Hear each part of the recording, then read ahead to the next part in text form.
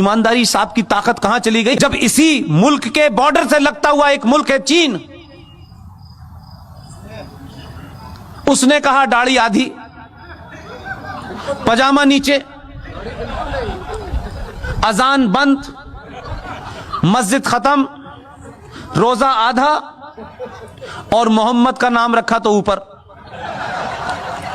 कितने मक्कार मुसलमान हैं, ये जोकर नहीं जाता कभी। ये कहे हिंदुस्तान में खड़े होकर के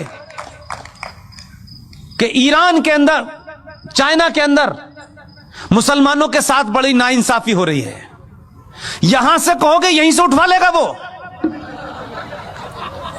एक लफ्ज नहीं बोले। आपको जवाब देना आना चाहिए। ये जो ताकतें हैं जिन्होंने इस देश में हिंदू मुस्लिम भाईचारे की आड़ में इस देश को मुसलमानों ने खोखला कर दिया। केरला बन गया, कोई मुसलमान नहीं बोला।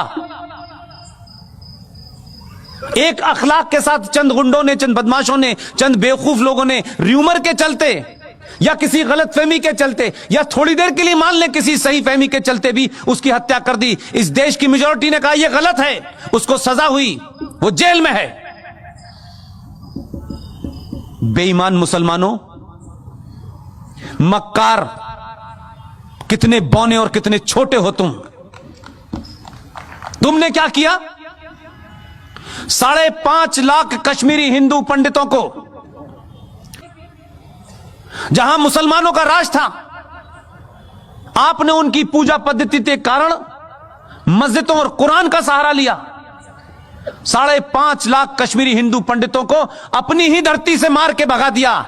हिंदुस्तान में एक भी मुसलमान, दाढ़ी वाला और बेदाढ़ी वाला, लिबरल, मॉडर्न, बॉलीवुड से लेकर के आसाम तक एक भी मक्कार मुसलमान नहीं निकला जिसने यह कहा हो कि भारत की धरती के ऊपर यह कैसे हो सकता है, कैसे इन कश्मीरी पंडितों को मारा गया, इनका कसूर क्या था, यह बताओ। एक नहीं खड़ा हुआ, चुपचाप हो गए, ये होने दिया।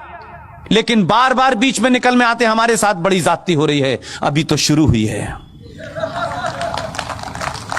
इसलिए मैं बार बार कहता हूं, आप अपने फंडों को क्लियर रखें, किसी गफलत के शिकार ना हो। ये जो इस्लामिक आतंकवाद इस देश में है, जिसे कॉन्स्टिट्यूशनली, सोशली, पॉलिटिकली इस देश में बढ़ावा दिया गया है, ये जो घर वापसी आप कहते हैं, घर वापसी तो होनी चाहिए, लेकिन ये वो घर वाली वापसी जिसमें आप बिजी हो, उसमें मैं बिजी नहीं हूं। ये घर वापसी 1947 से होना शुरू हो गई है। अभी 35 पे 370 गया है, मंदिर वापस आया है। अभी काशी भी लेना है, मथुरा भी लेना है। इसके बाद में यूनिफॉर्म सिविल कोड भी आना है। इसके बाद में एंटी कन्वर्जन भी आना है कि जिनकी किताब ये कहती है कन्वर्ट करो, उनका दिल भर जाए। इस बार इतना कन्वर्ट करेंगे, चिंता मत कीजिएगा। इसलिए आने वाले दिनों में बहुत सारे बिल तैयार हैं। इसलिए मैंने आपसे कहा, चुनाव के हार जीत से कोई फर्क नहीं पड़ता है।